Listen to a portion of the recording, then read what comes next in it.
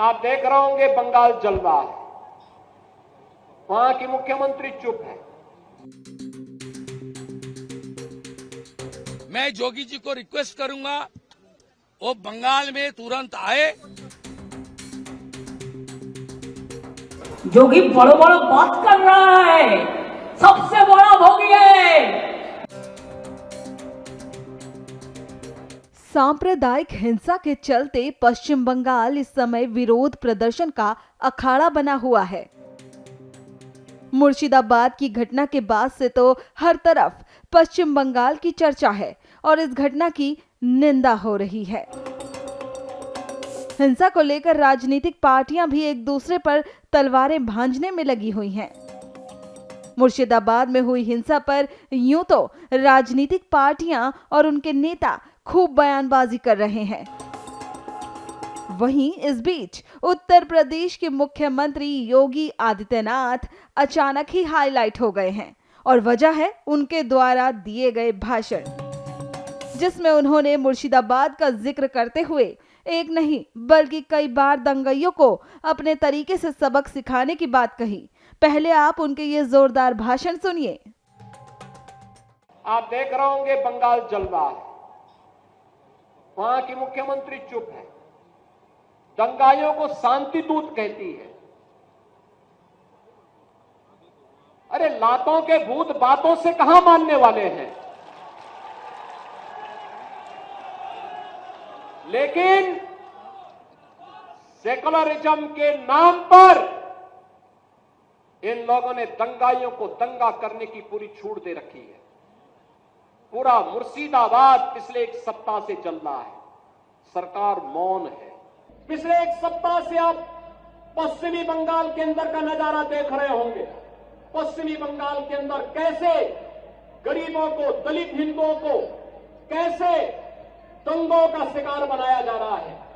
Samajwadi party मौन है, कांग्रेस मौन है और ममता दीदी को ये दंगाई शांति दूत दिखाई दे रहे हैं। बहनों और भाइयों, ये शांति दूत नहीं, ये दंगाई है और दंगाइयों का जवाब तो केवल डंडा हो सकता है, उनके लिए अपील काम नहीं करेगी। सीएम योगी ने कहा कि दंगाइयों का इलाज डंडे से होना चाहिए।